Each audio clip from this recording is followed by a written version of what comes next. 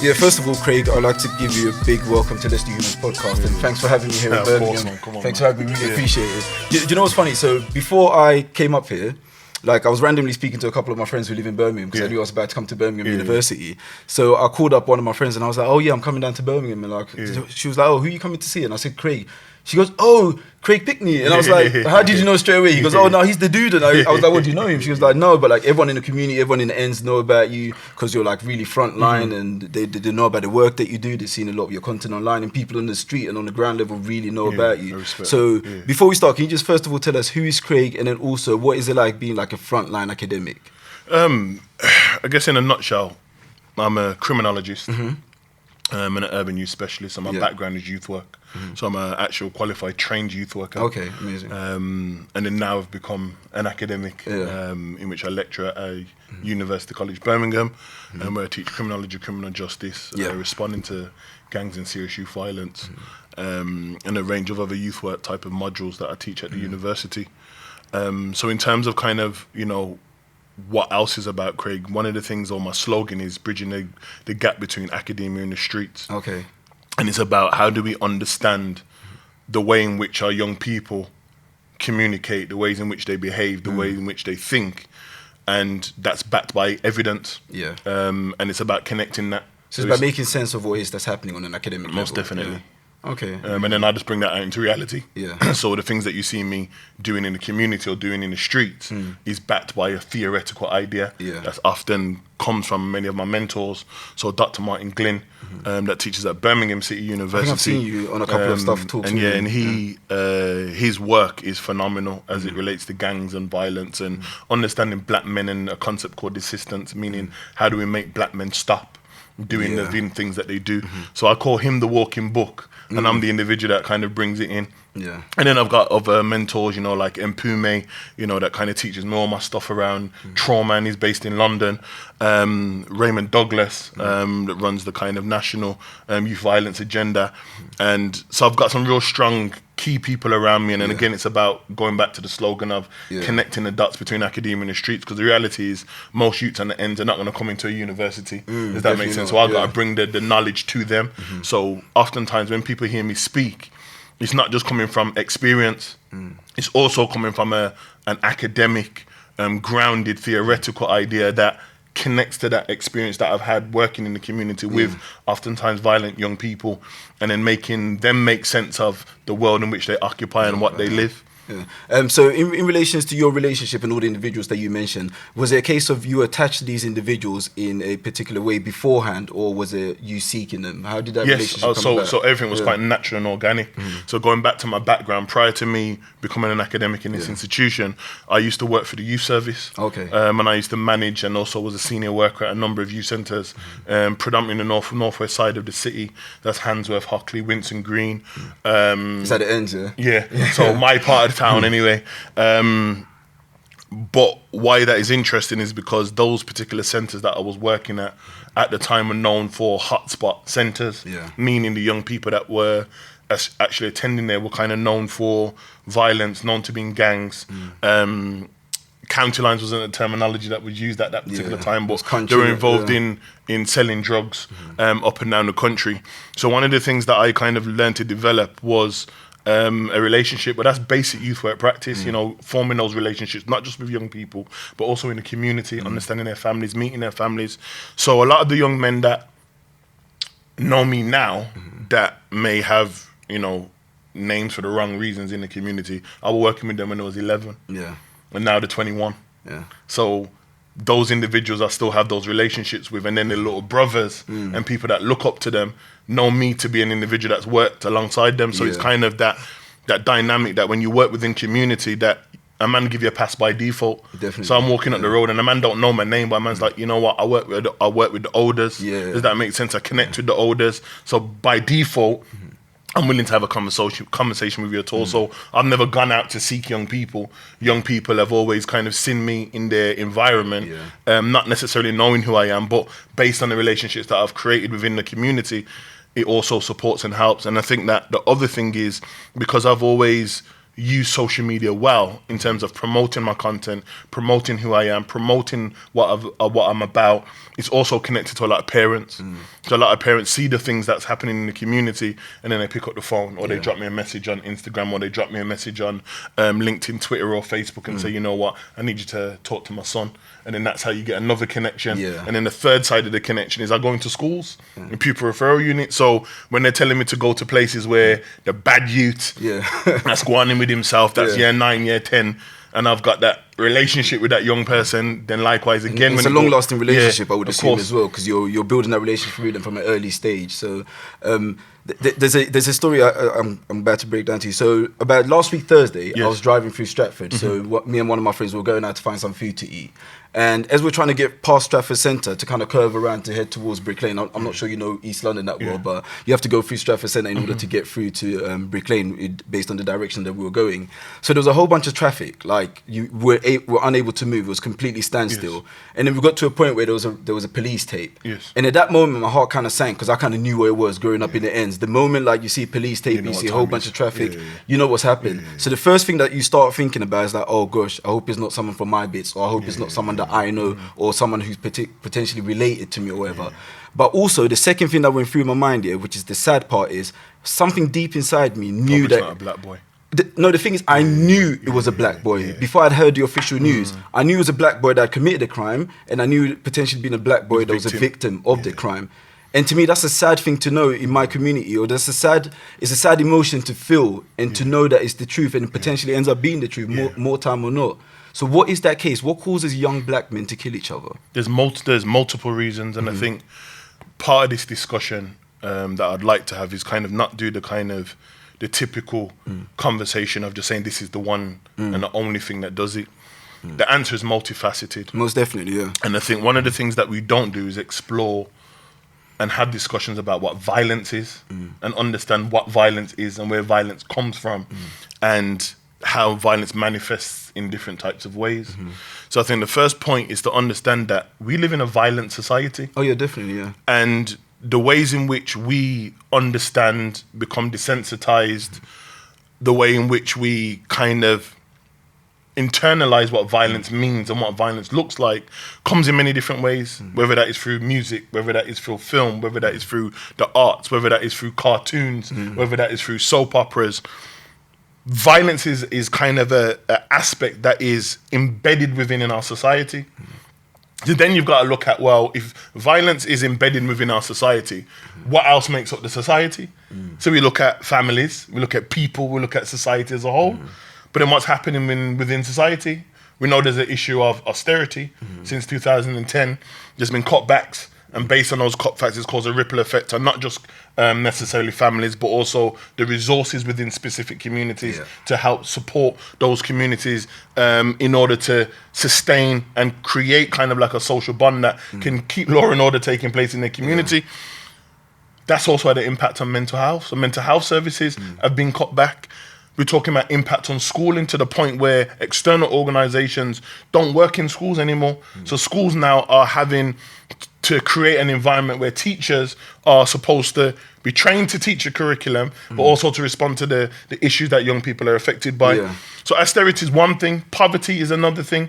And when I'm talking about poverty, I'm not just necessarily talking about poverty from the perspective of finance, because finance is an issue, but also poverty of the mind, which goes back to my last point about education. So we've got a poor education system that's only teaching a curriculum about math, English, and science. But what about the life skills? What about independent skills? What about skills that's going to enable them to go into a society and be able to navigate their way through that society financially, politically, social, economically, and also to just enable to keep themselves safe? So then those are other aspects. And then you've got the interpersonal relationships that take place.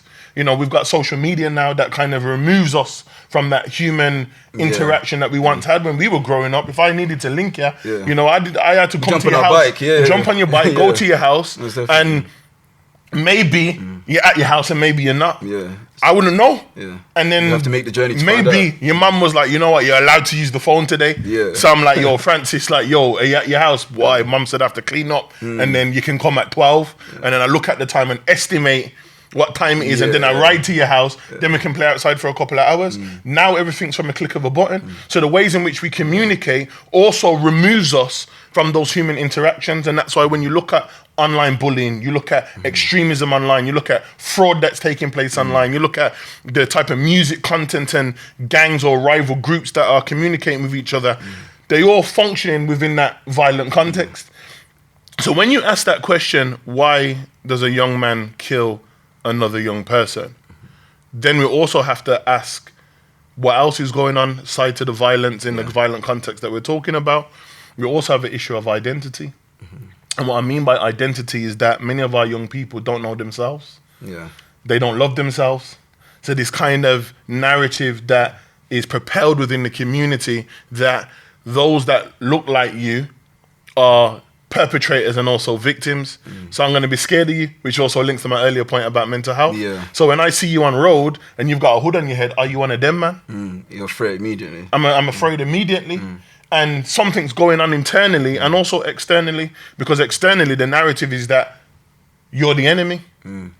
But who's meant to be? So I've had this discussion with several people, and they brought up the factors about like teachers and their responsibilities in shaping children. But others would say, what about the responsibility of the parents? Isn't the academic field just solely supposed to be concentrating on the academic side? But in terms of like the interpersonal stuff, the human element, your self-confidence, your self-belief, your identity, isn't that a family responsibility and a village responsibility? Of course it is. In essence. As an aspect, and that's why I said it's multifaceted. Yeah. So of course families have a role to play, but then you have to look at families in 2019 and beyond. You know, let's look at families historically versus families today. So if you go back 15 years, 20 years, going back to when we were growing up, that family structure was, even though for many it was dysfunctional, it was intact. And I'll explain what I mean. So you had an extended family, you had neighbors, you had elders in the community, and those individuals that when mum and dad weren't around or our guardians weren't around, those people would put you in check. Yo, you see the swearing, mind your mouth, because I'll tell you, mum. So Birmingham is predominantly Caribbean, so Miss Mangle or Miss Thompson up the road will come out her window and say, yo, behave yourself, because I'll tell your father. So there was that kind of traditional village mentality that even though you're not my child, I'm going to watch out for you. If we fast forward to where we are right now, that is disseminated. Everyone disconnected. People are disrespectful to the elders. And number two, we don't even talk to our neighbors.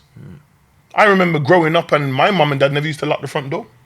So what's happening in our community that all of a sudden now when we leave the house now, door locked, porch is locked, everything's locked up before we go about our business. When I went to school in the morning, I'd never think about needing to lock the door because we had a community that everybody was looking out for each other. But is that distrust? Is that a real thing though? Because statistically, supposedly, we're supposed to be living in the safest times ever in terms of like a lot of things, like in terms of like economic freedom and various things. So is that scarcity and that fear of the other or the neighbor, is that genuinely real, or is that something that's now being embedded and programmed into us? I think both. I think both. I think, as I said, the narrative is that you're the perpetrator and you're the victim.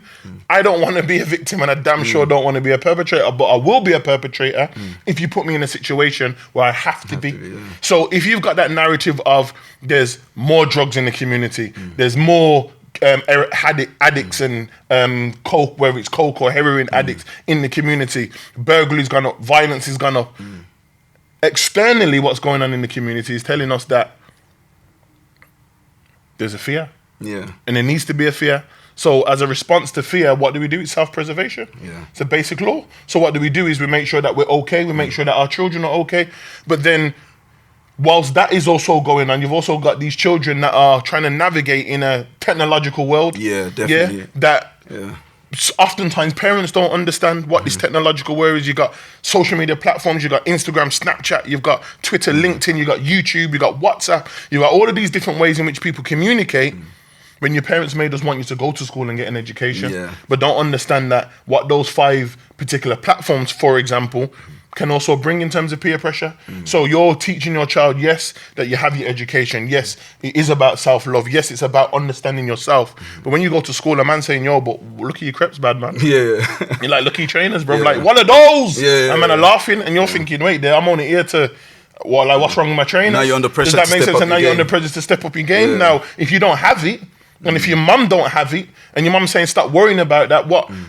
Part of what's going on with your mum is that she probably can't afford it, but she's also saying that you don't need to live up to the materialistic things that people are promoting to you. Yeah. But the reality is that when you go to school, that's pressure. And you're spending more time with those kids than you are with your mum. Then you are with your mum anyway, so then we can't just Yeah. solely blame the parents. The parents can give you the best foundation possible, but the reality is you've got to leave that household, you've got to go to school, and you're going to be socialized in different ways amongst different peers that have different mindsets that not necessarily have been socialized the way that you have. Yeah. They haven't been brought up the way that you have. So the way that my mum and dad had me in terms of manners, when I was going to school, I realized that a lot of my friends weren't brought up like that. They could swear in front of their mums. I couldn't swear Same in front here, of my mum. no way. Does that make sense? Yeah. I had men that were bringing certain things into school that I couldn't bring into school. You had certain men that went to school that didn't even attend classes. At secondary school, and I'm thinking, yo, I can't not go to school because if a letter goes home to my mum, something's essentially going to happen. So you understand that when we have this conversation about family, you understand that families are dysfunctional, and many families are dysfunctional. So I can't judge the way that my family have brought me up versus the way that my friends brought up and assume That it should be that everybody's going to be ultimately the same, because those differences also may contribute to what may happen later on in terms of the stages of that young man or young woman's life. Yeah. So for example, when I got to year 11 and first year of college, and I was moving around certain people that were robbing cars and certain men that were moving to certain man, I knew that's not how my mum and dad brought me up, even though I was with the man them though. But I knew that wasn't me. I live with both of my parents. Okay, yeah. So this is also another point, that there's a lot of communities that don't live with both mum and dad. Yeah. So when I lived in my little cul-de-sac where I came from in an area called Hockley in Birmingham, out of probably about 32 houses that were, because Birmingham's not like London, we don't have estates and stuff like that, so we have like little cul-de-sacs in the streets and roads. So in the little cul-de-sac that I lived at had about 32 houses, it was only my household and my friend in front that had a mum and dad in the household. Yeah. So it's interesting that even when I look at the journey of myself versus the man that I grew up with, where they are now versus where I am right now. It's actually funny you actually said that, because that's what I do now. So what I do now is I track back now. So now I'm at a stage where I kind of understand certain things. I go back and statistically look at the behaviors of me and my peers growing up. So I look at the ones that had their dads in the house. I had both parents at home. And then I look at the ones that didn't. Yeah. And there was one interesting thing that came up within my analysis of that. So you know how back in the day, a lot of young people were being sent out to country and stuff like that to move stuff. I realized that the ones with their fathers around, there was a reason why we weren't sent out there. Because one, there's no way I can disappear out my house for weeks on end when my dad is in the house. Do you see what I mean? He's going to go find me. There was one day I came back from a party. I think I was like 14 or 15. I came back from a party like 4 o'clock in the morning. And my mum opened the flap and she was like, you're not allowed in here. So I went off to stay at my boy's house. And literally the next day, my dad was searching around the whole town, driving around the whole hood, looking for me until he found me. So when I was doing the analysis, I thought, wait, now I get it. There was no way an older would have been able to groom me to go country. I was able to. Your pops is there? You know what I mean? I got into other bits of bobs and stuff, like, you know what I mean, growing up in the hood, there's certain things that you do that you're not proud of. Of course. But at the end of the day, there was the extreme end of stuff I was never able to do, because at the back of my mind there was always another masculine figure pushing me back. Yeah, of course. Do you see what I mean? And also, not only was he pushing me back, but he was pushing the rest of the hood back from taking me to that next level. But then when I look back at my other friends who perhaps maybe had their mum around, who was a nurse, who was working full-time, nights, there's not that extra guardian. There wasn't an extra guardian. So they would be sent out, then left, right, center. The man then becomes the extra guardian. That makes sense. So that's why when we go back to the original point about families, we have to understand the different type of families that also exist. And then we also understand that there's families that have a missing segment of a masculine role.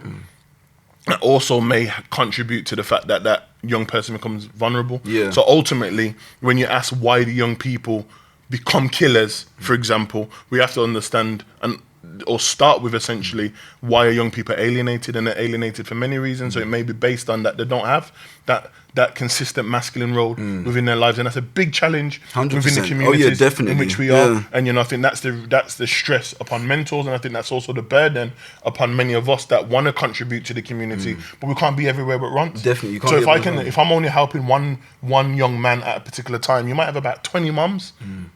And aunties and grandparents are saying, I need you to talk to my grandson, I need you to talk to my granddaughter, and so on and so forth, because it shows that consistent males that exist within young males' lives is very important. Oh yeah, definitely. And a lot of the men that I work with that have gone to jail are now serving life sentences for killing other young people.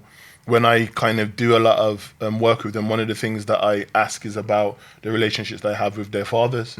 So a lot of them generally talk about this idea that they had a dad, but that dad wasn't an individual that played that consistent role. And I always talk about this idea about presence versus presence. So there was always got the money. Yeah, take this, take you always that. had the latest things. Yeah. And then I think about a lot of my friends that didn't grow in their households with their dads. They always had the latest things. Yeah, my dad just brought me a new tracksuit and whatever. But yeah, but your dad's not about though. Yeah. And it's a major because it just reminds me of John Singleton's film The Boys in the Hood. Oh yeah. And that conversation between Trey and his father. And he said to him very specifically that he goes, watch what's gonna happen with all your friends that don't have a man in their life. John was teaching us from early, but we was watching Doughboy. We were waiting at the drive-bys, and we were looking at the madness. But he was teaching us from early that the role of a man in a household is very important 100%. and integral, especially in an environment where the trap is created for our young men to fall off. And I think the other thing that we need to talk about that we don't really expose a lot is the role of capitalism and the role of marketing and consumerism as it relates to adding fuel to the fire within a violent context that we're talking about. Because the Nike trainers, the Gucci, the Fendi, the Christian Louboutins, and all the things that we Dior now, Chanel, all of the things that we aspire now to want to have is billions of pounds goes into this marketing. And then we can't say things like, the youths are supposed to just not want materialistic things, knowing that thing's there. So you got to bear in mind the fact that imagine you've got a mum that's in the house working around the clock in a hospital, for example, and there's no male guardian to the point that you made earlier. And then you've got that pressure of, that mom's making sure that she's working around the clock to make sure that there's food in the house and there's clothing. But then there's that extra external pressure at school, in the community, where a man's just saying, yo, you ain't going to get no better trainers than that big man. Dead. Like, he's dead now. Like, that's 4 seasons ago. That's how man are talking to you now. Like, your Gucci's are out of season. And you're thinking, but I just brought them. I just went Vista and brought them and they're brand new. But but they're 3 seasons ago. You need to get the new things, but the new things are £800, £500 or whatever. There's that added pressure. And I think that when we talk about the extra pressures that young people face in their social realities, those little small things that are quite nuanced that happen simultaneously are oftentimes the thinking or the thought process that enables young people to go into this environment where whoever presents them with an opportunity are going to take that issue. So whether that is, man that promote these things online and talk about the senior deets if you're from NatWest or you got Halifax or... And they're doing it blatantly, like it's not even covert. It's blatant.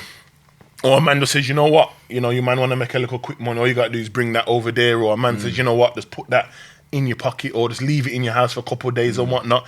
Man are going to be willing to do that despite the dangers that essentially come with it. But the problem is that they don't oftentimes think about the dangers that they're going in, because what they're looking at is the glorification of the material things that essentially come with it. So if I can show you 10 racks on a table and I can show you that I'm driving a Range Rover even though it's rented, and even though I can show you shoes and whatnot, but my reality is that I still live in the same estate as you.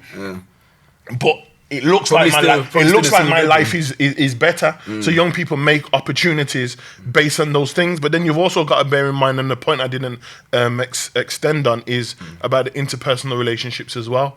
You've got young people that are navigating their way through these particular environments, and they are told that the environment in which they live in is yours. The postcode is yours. You represent the postcode, which is yours. And you don't come out of your postcode. You don't navigate from your postcode. So another form of education also enters the mind of these young men and young women as well. So yes, I'm being educated at home. Yes, I'm being educated by the educational system, but there's a street education also that's taking place as well. So if I live in this particular postcode, the man them that live on my state or live on my street are saying, yo, you don't really mess with them man there, you know, because they're the ops. Yeah. Now, I ain't got no ops. I ain't no beef with no one in my life. But you're told they're the ops. Yeah. You're told they're the man them you that don't you're even know afraid them of. on a personal So level. cool. So imagine, all right, then one day I'll go to school and I see these ops that I've never had a problem with, and you jump on a bus and you do that. Yeah. I'm gonna like, yo, who's my man? Why is he moving his head like that? Why is he putting his You're a hoodie big on? man. Yeah, Where yeah. you from? Now that question, where you from, is one of the most scariest questions any 13, it's led to 14, so many people 15, getting stabbed and 16, killed. 17-year-old can answer. Because where you from has so many nuanced connotations with it. Because if you answer the question correctly, it's a problem. And you don't answer it correctly, it can also open the door for robberies, any other thing, or a man might tell you that you're lying.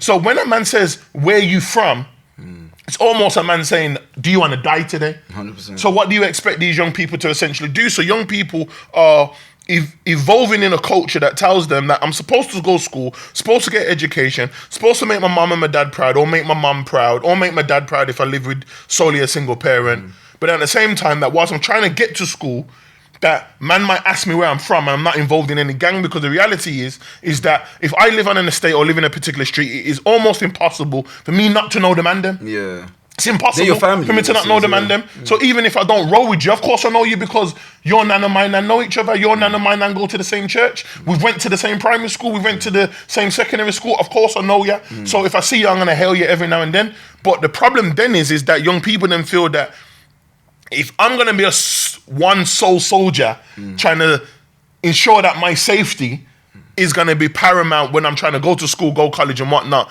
for some people it's easier to align myself with the man them that are most likely going to protect Sometimes me. you don't even have a choice though. That's the thing, because I mean, growing up, I grew up in like a little mini estate, and there was like loads of other closes and various like housing estates around, and you don't actually have a choice. So that's a lot of things that the parents don't understand. Because recently, my parents run a radio station, and a couple of months back, I was on their station. We were talking about like kids joining gangs, and they asked me the question about how come so many young West African kids who seem to be good go to this particular church and so forth were associated with a gang. And I was like, look, mumsy popsy, sometimes these kids don't have a choice. Growing up where I grew up, I did not have a choice in terms of the people I hanged around with. You see what I mean? Luckily for me, I kind of veered towards like the good guys in the end, or the guys that weren't getting into that much of a dark place. Because just the fact that you live there, you're associated with that area. So even if you step out as a good you know what I mean? Another click from another side will see you. You're associated by default. And they're going to ask you the question. And they're going to ask you the question. You're damned if you do and you're damned if you don't. So then one of the things that in terms of my PhD research is I argued that gangs are like surrogate families. They are surrogate families. They replace everything in society that adults are unable to give us at a particular time. So if you look at basic, you know, those basic needs where we're talking about fashion, we're talking about clothes and just having money in your pocket. If you have a environment or you live in a household where, you know, money's quite tight, but you're eating and you've got, you know, warm clothes on your back and you're able to go into and from school and whatnot, but you just need more things and mum or dad can't really support it right now, the surrogate family will allow that and they'll give you opportunities in order for you to get that. So county lines, scams, fraud, and all of these things are opportunities there. And the key thing, and I think that majority of society don't focus on, as well as the Department of Education, as well as the government are not looking at, is the fear of our young people. Because we don't talk about fear, we don't analyze the impact of fear and anxiety that exists amongst young people within our get society. them after the fact that they've done something. So if you're scared and I'm scared, listen, if the man them are saying that they can ensure that I'm safe, it's a no-brainer. I'm rolling with the man them. Or number two, if I think that, you know what, in order to protect myself, I need to bring out my mum's kitchen knife, I'm going to do it. I'm going to do it. I'm not thinking about the consequences or when the situation comes or arises that I'm going to have to use it. But psychologically, I'm telling myself that I need to be prepared just in case something happens. So when the next time when a man says to me, yo, where you from? I can show a man, yo, you leave me alone. Does that make sense? But then you and I know the reality is that when those scenarios pop up, that it's more than just showing you the blade. You might have to take it out because a man's going to say, what are you going to do with that? And if you don't use it, that becomes another thing. And now with social media and how everything is being kind of like sensationalized, if you pull out a knife on someone and you don't use it, everyone's going to attack you on social media. It's like being in the gladiator arena all over again, where everyone's like, kill, kill, kill. So even carrying it for protection, it doesn't become protection anymore because you're carrying it to use it as an offensive weapon.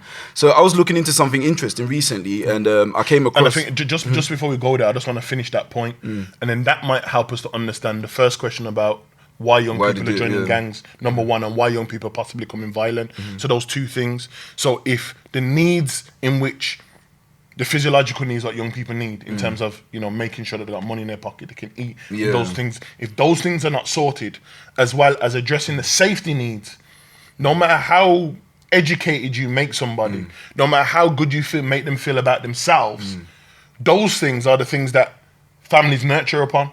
Those things are what school are supposed to give to young people. But if I can't keep you safe, and I can't find a way that I can put legitimate money in your pocket, unfortunately, it's going to create those environments where those same young people are going to preserve themselves. Self-preservation is the same thing. So no matter how much I could give you books of knowledge right now, we could have the most knowledgeable conversation right now. And imagine if a man come in the room and said, yo, Francis, I'm going to let you know right now, there's about 4 men waiting for you outside. They're talking about you're from London, you're not supposed to be in Brum right now.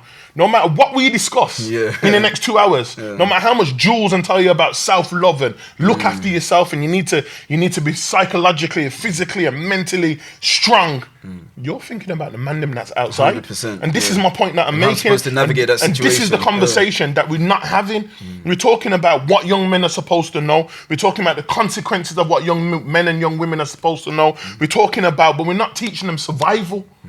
We're not teaching them how to survive. We're not giving them the options of this is what you need to do in survival. So when I'm working with young people that present me these particular issues about I'm making my way to school, or I'm coming from school and I got problems with these men, and the British Medical Journal reported, and you might remember in London, it called it the most dangerous hours. And it said that the most dangerous hours between 4 and 6 are the most dangerous hours. So my argument is that if we're putting that into the public domain and we're telling parents that, and we're telling schools that, and we're telling young people that, so who's putting something in place to ensure that between 4 till 6 that their safety needs are being met? My point again. So young people are going to do things in order to preserve themselves, because I don't want to die.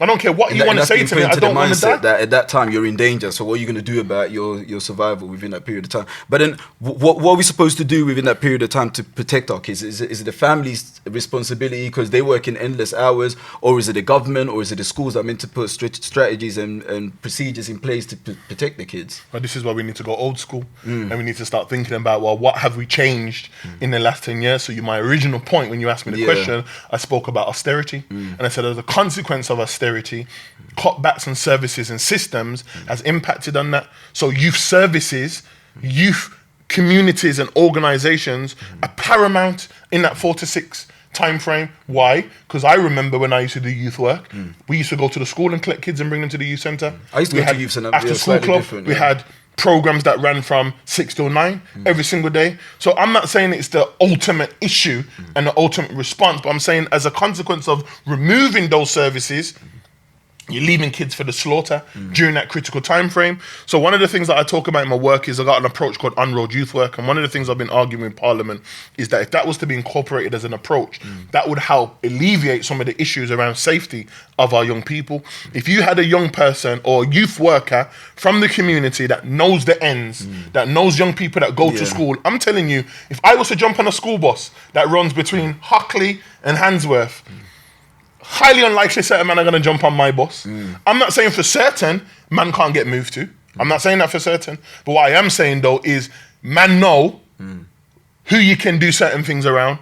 So if you've got the community links, you've got those community networks, and you train a pool of youth workers, that is that frontline response. And when you look at Chicago, and you look at Chicago reduce violence in Chirac, and you look at Glasgow and what Glasgow did in order to reduce violence there, what did they do?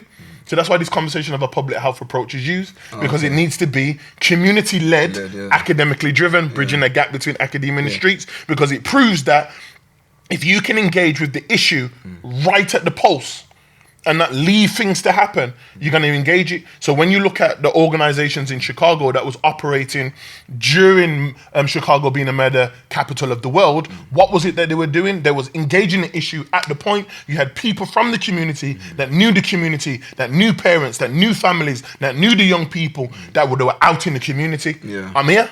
But why is that not being funded though? Because if that's seen as a great way of preventing or perhaps even completely eradicating, why is that not implemented? Why is there not no more support and funding put into projects like that? Because then we have to address the elephant in the room.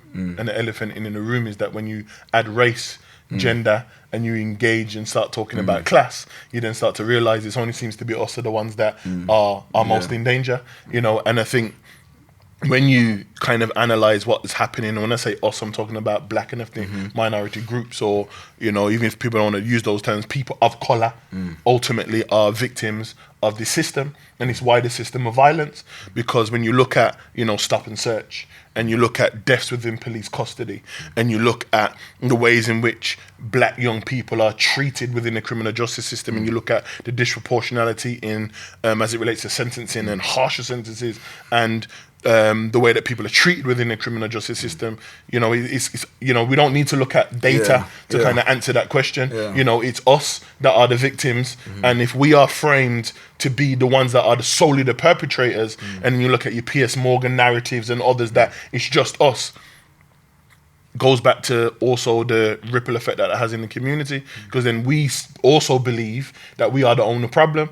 Because when we talk about the issue of knife crime, for example, we don't talk about Glasgow being the knife crime capital for many years, but we only want to focus on London being the knife crime capital, and it just so happens that black males are predominantly perpetrators and predominantly victims. So if we can make it, if we can frame this idea that it's only you that are the problem, then maybe we don't need to finance and fund it the same way as we would if it was happening predominantly to white people. But we can't ignore that racism is something that also impacts the same violent system in which we're talking about. And if we are victims of that wider system of racism and it becomes institutionalized, then you're going to find that those that are proponents of violence may not get the same type of responses as they would with other people that come from different racial groups. That's super interesting you just said that, because so for a long time I always stayed away from the topic of race. Not stayed away from the topic of race, but in terms of like I always used to be on the idea that it's all about the individual sovereignty. Like I have to take responsibility for myself. It's about my family taking responsibility of me. But then I realized I was coming from a privileged place, because I came from a household where both my parents were there. Very strong people, hardworking, setting strong values. So even though I'd done a lot of BS throughout my life, I always came back. I was always the prodigal son that always came back. I never really railed off the thing. I was never really the bad you in the end. If someone wanted to go and do a robbery, they won't call me and be like, yo, Francis, let's go do this, boom, boom, boom. But if I'm around and something kicks off, I was about, but I was never the bad kid. I was never the one that was on it. So it's only in 2013 really that I started thinking about how cheap black life is. That's when it hit me. And that was when the case of, you know, Rick Ross, when he had the big Reebok deal. And then he released a song where he talked about date rape drug. He never really said, I forgot the line, but I know what you're do you remember? Do you remember the line? There's a massive campaign. It was madness. Like the media, the corporate companies, everyone just wanted to boycott him. I mean, if it was now, they would have cancelled him, of course. But cancel culture wasn't around then. And I took a second to think about it. I was like, wait, I don't really like talking about race all the time and the value of black life as compared to like other lives and stuff. But when that case came around, it really hit me. I was like, okay, he talked about rape, and I get it. Rape is a disgusting thing, but he's been talking about killing and blasting black people and talking about black women as bitches and hoes since forever. So in his raps and in other rappers' raps, they've been killing millions of black people and been destroying millions of black women's images. But that was cool until we talked about rape. Then I thought to myself, wait, if a rapper was to come about and talk about, oh yeah, I grabbed my German Shepherd, I sliced his neck, I shot my German Shepherd in the head, what would happen? Yeah, of course. If I was to release a track right now talking about killing animals, what would happen? We're gonna have an uproar. There'll be an uproar, and that's when it first hit me, and I realized that black life is become really cheap. And not only is it cheap, we're now becoming the perpetrators of projecting this image of black life being cheap through our music. Do you know what I mean? And I think that is a deeper conversation, and I think that we always should apply race when we're having a conversation about any social phenomena, and that's why the concept of intersectionality, you know, was birthed in America from a sociological perspective that got us to kind of look at no matter what social phenomena that we're talking about, you have to talk about race, class, and gender. You can't ignore it. So what happens is that we have these conversations and we want to talk about everything else as opposed to the impact of race. And I think that when we start talking about race, we then start to talk about what is racism and how does racism function? Because we need to understand that racism is not just a thing in which people just call you and say things just based on the color of your skin. No, racism is a system. When you look at the work of Dr. Frances Cress Welsing, she calls it a system, and a system of which all forms of human activity is impacted by, whether it's economics, whether it's education, whether it's law enforcement. It all functions under this wider system that what she calls in her work racist white supremacy, this notion and this idea that we are inferior. And if we are proponents and victims of that wider system, then how does that work in terms of law and implementation of law? How does that work in terms of policy? How does that work in terms of housing? How does that work in terms of our interpersonal relationships? So if violence, to my earlier point, is a main proponent of that wider system, then we are going to be victims of that same system, in which we are going to be blamed for the things that statistically we are not the ones that are bringing the guns and the drugs into our country, but you are going to be the boogeyman, and we are going to make the world believe that they should be scared of you because you're the one that causes the problem. Let's look at terrorism. Perfect example. Before September 11th, there was no word or no conversation about Muslims being a terrorist. And statistically, far-right groups commit more acts of terrorism in this country and in Europe than any other group. So why is it that we see on the newspaper every single day it's talking about Muslim, and then innately, we in our communities think that them man over there are the problem. So that moral panic that is created, that boogeyman that is created within our community is the same thing that's now happening to us. So black lives are cheap. So when we die, it's not the same as, unfortunate, that young white girl that got killed in London, which is unfortunate and is also sad.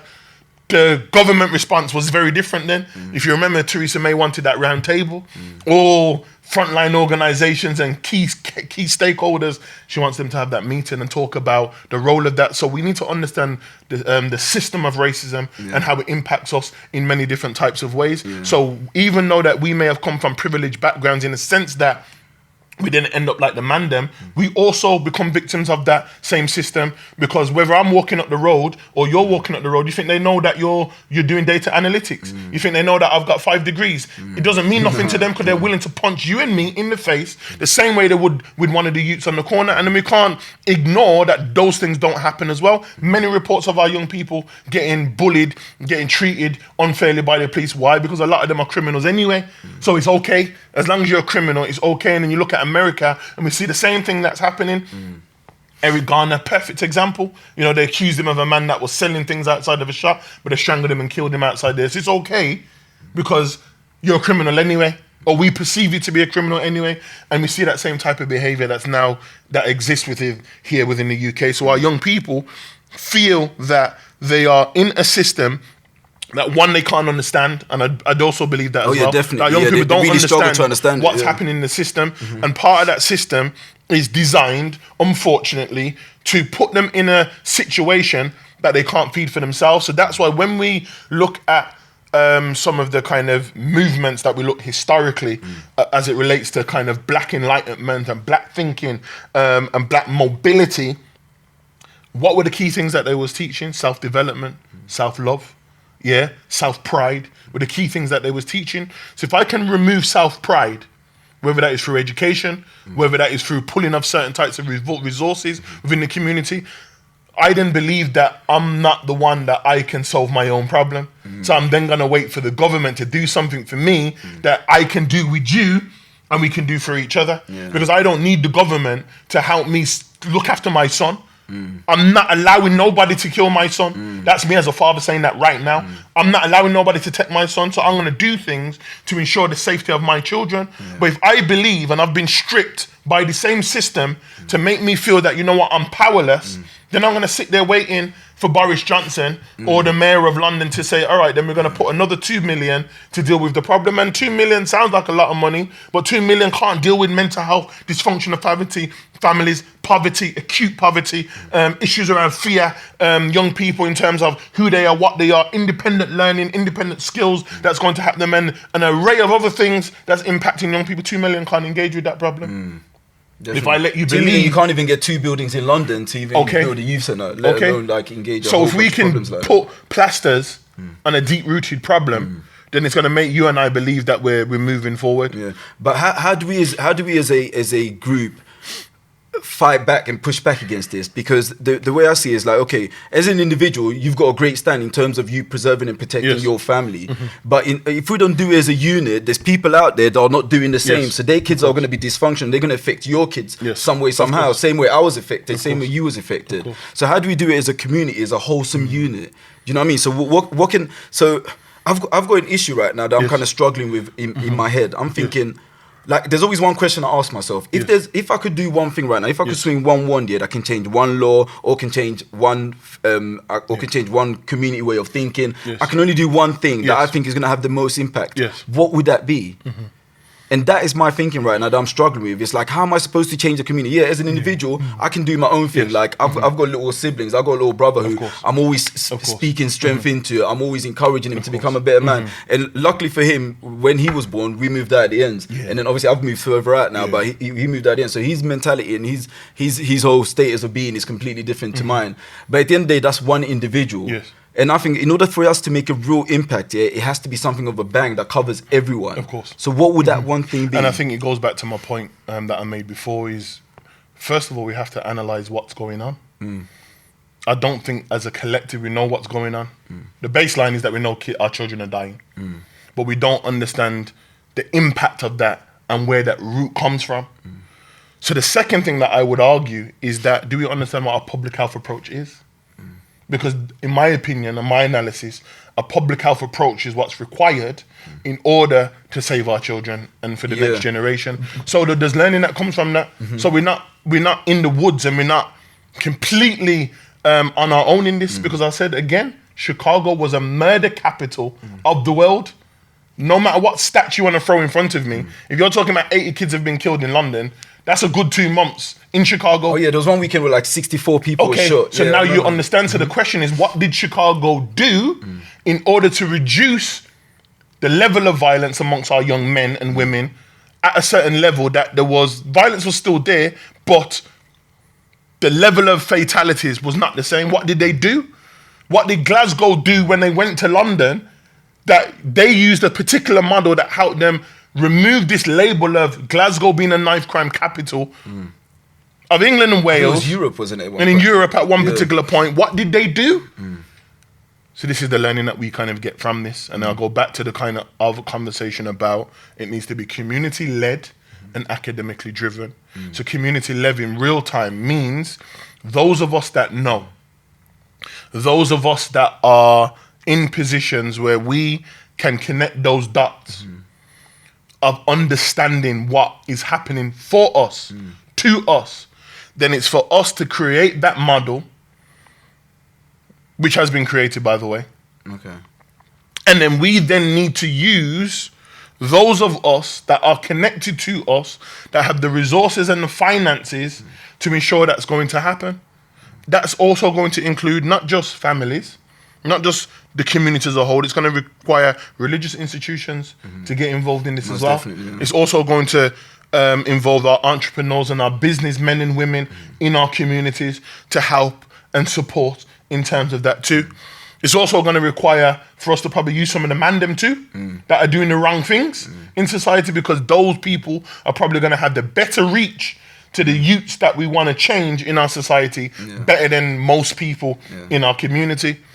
And with all of those different collectives that engages community, engages health, engages education, we need to create that model that we then can bring back to the community that can ultimately save our young people. So that's why I say I break it down into very small segments. So reinstating youth services, in which is what the mayor's now promoting, and now Labour and others are now saying that if they get back into power, that youth services are going to be reinstated. I'm saying that's a good thing, but it's also going to require a body of work in our communities, because what's been taken away since 2009 and 10 is going to take another 10 years. And I think that's also something that we need to accept as well. Any public health model that is implemented, that's community-led and academically driven, it's going to take a minimum of 10 years for us to start seeing some changes. And we have to accept that. So, because what we want is short-term fixes. We want the violence to stop tomorrow. But if we understand what violence is, it's a process in which it's going to take a time frame in order for us to start to see types of changes. So I just look at it from a normal particular issue, and that's why I used the term earlier about desistance. What causes our men to stop, and that's why I mentioned Dr. Martin Glyn's work. And the whole notion of desistance is the process in which stop individuals from committing acts of criminality. So some of that talks about the role of community, social bonds, meaning the networks that you have. The idea that the more networks that you have, that are positive networks, similar to our experiences, is gonna deter you away from not being around the man. Then it also talks about the role of relationships. You know, what are relationships? We don't fund enough work around developing relationships. I'm talking about men dealing with their sons. That's a project I used to run with young men about what is a man. You know, looking at masculinity. You know, what type of father should you be? You know, versus the fathers that are projected in our society to be. Other aspects about faith. You know, we know there's growing research that look at men that embrace faith, of any faith. Those individuals tend to reduce violence at a rapid rate compared to any other intervention. So what I'm saying in a nutshell is that we need to start utilizing those interventions that have been tried and tested. Our problem is that we think we know it all. And that's what goes to my original point. I don't think we understand violence. Because if we understand violence, then we would probably look at those interventions that enable us to kind of ask new questions. Because if faith is a solution, then I think maybe we should try it. But we look at faith in the things that, because what many of us do is we faith people. We're only faith on the days that we're supposed to be faithful. Does that make sense? And then we're criminologists, we're sociologists, we're data analytics. When we're at work, when we're not faith people, does that make sense? Muslims, so we put the faith at the door, we go in, we get our spiritual enlightenment, and then we put back on our work hats, and then we go back to work, and then we disconnect ourselves from that. So what I'm saying is that we need to make it a part of the process. I'm not saying it's the only process. Some of us are individuals that know that in order for us to come out of violence and criminality, we need an opportunity, whether that is education, training, or a job. And we know that if there is jobs and there's opportunities within our community, we need to do that. So if those are the real issues that are deterring us away or can deter us away from violence, then it goes back to your question as well, why are we not doing it as a society, as a country? And then it asks the question again that then if we're waiting for the government to do that, can we do that within ourselves? You know, do we know millionaires in our community? Some of us know millionaires in our community. I'm not saying that we should be just putting the burden upon all businessmen and entrepreneurs in their community. No, but I know if we look at other communities and look what they do with their entrepreneurs and their business people in their communities, we know the wealth stays within their community and they circulate wealth up to days, sometimes weeks, before it goes into any other community. But then when I go back to the point of our communities, and we go back to Dr. Francis West Krausen's work around us being victims of a system, part of that system is capitalism and the fact that you need to get paid and give it straight away, because that's not going to help your community. So as long as you're raving, as long as you're at carnival, as long as you're doing all of these so-called independent days where our countries are not independent because they're still being under hostage of other Western governments and whatnot, as long as we're distracted and we're partying and we're raving and everything's nice, we can stay distracted. And once we're distracted, we're not going to engage with the issues that's there. So before we start talking about what we need to do as a people, we need to start having internal conversations. Because the days in which I know that there's many events that are taking place to safeguard our children have been on the same days where carnival is, on the same days where there's some big party or some big barbecue that's taking place in our community. So what's more important? These are the questions that we need to ask, because it's only important when it's your son. It's only important when it's your daughter. And I'm sick and tired of having these conversations with community when there's a big celebration to take place. We're quick to jump up to celebration. But when we say, you know what, let's take back our streets. Let's take back our communities. Are there people in the community that are willing to volunteer to help between that 4 and 6? Is there anybody in the community Nobody's between the 4 and 6? You know, because we've got organizations that even can fund it, can put money in your pocket. Is there anyone that can be around certain schools? Anyone with lived experience? Anyone that knows Wagwan in the ends? Can you be around 4 to 6 when our children are being slaughtered? We hear silence. So let's not talk about the government for a moment. Yeah. Let's talk about ourselves. Us, most definitely. Yeah. And I'm not saying we should blame solely ourselves because it's a wider system. But what I'm talking about is distraction. If we can be distracted for the longest period possible, how are we going to become conscious? Everyone's on this stay woke kind of narrative. But what does stay woke mean? Yeah.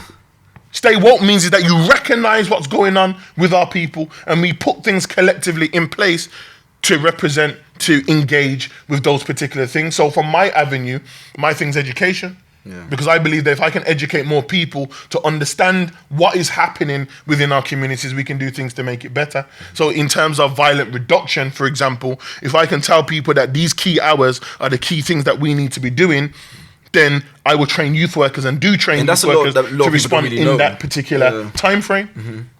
That's one thing that a lot of people don't even know in terms of like the hours where most violent crimes tend to take place. Now, touching back on the element that you're just talking about in regards to like religious people being like the less violent, I've looked into that a bit as well. And I realized that group morality and having something bigger than you or larger than you plays a big part in your actions that you take. Because if you believe in a God over watching you, you're not really necessarily going to be doing evil. Yeah, you might be doing bits and bobs here and there, but you're always going to be having that eye watching you. And also group morality, it requires other people to also watch over you, so they're accountable for you and you're accountable for them.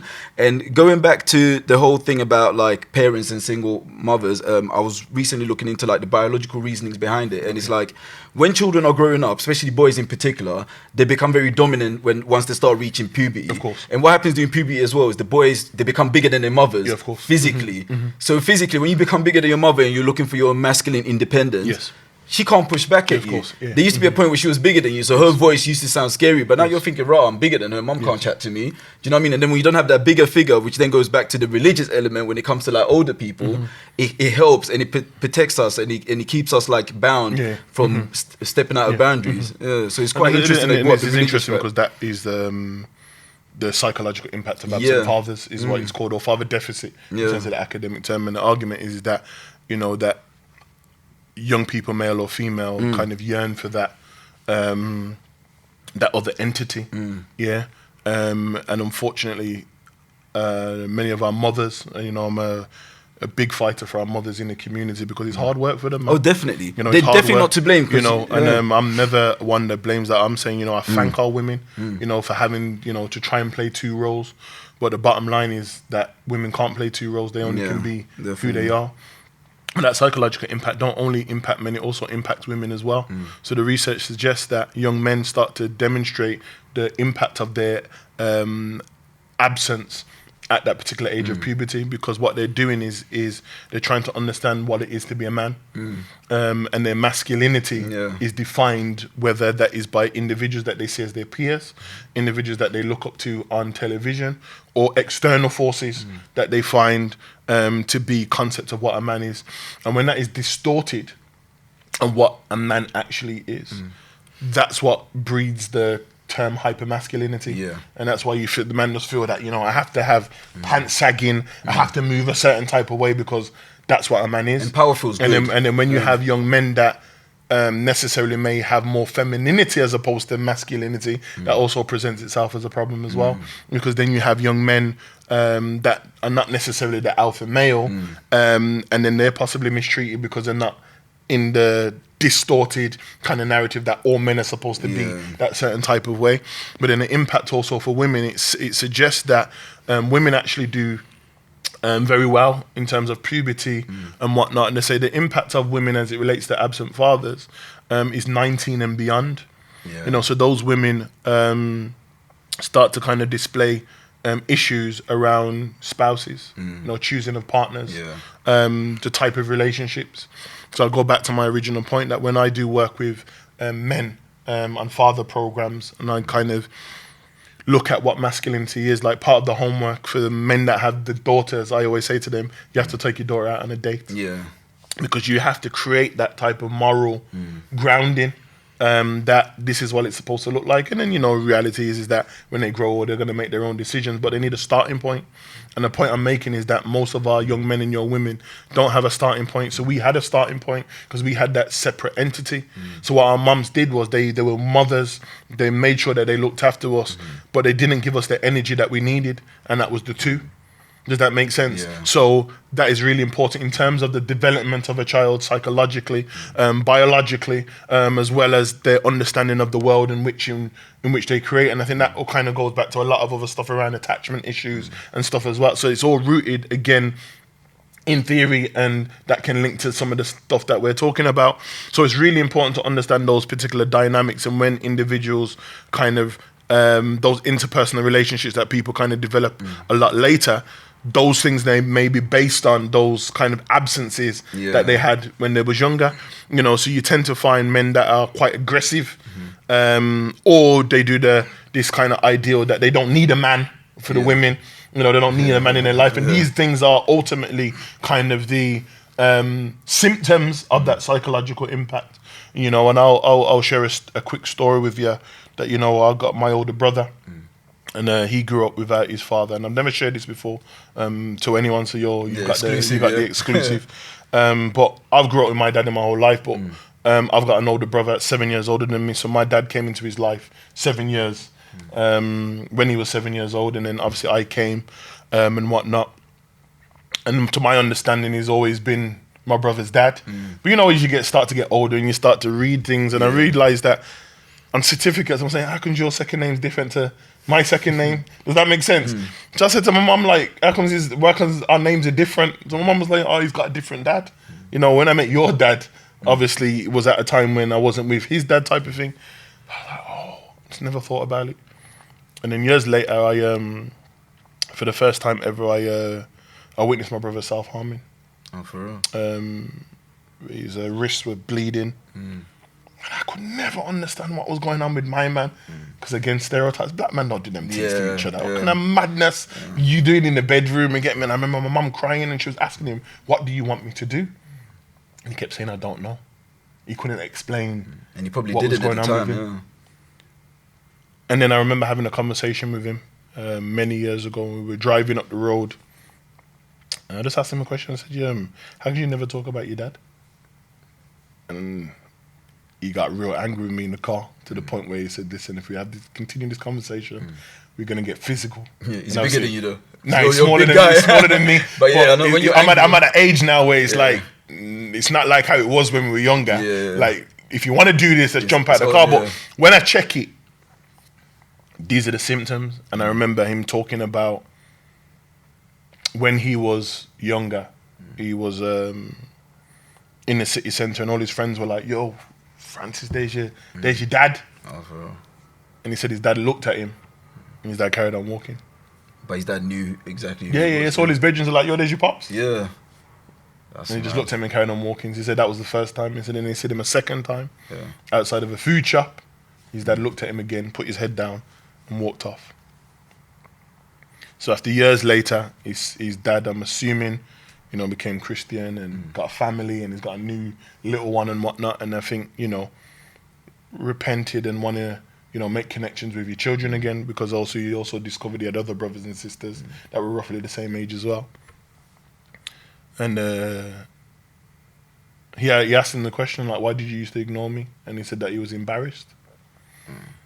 But as a consequence of him not being a man in that moment,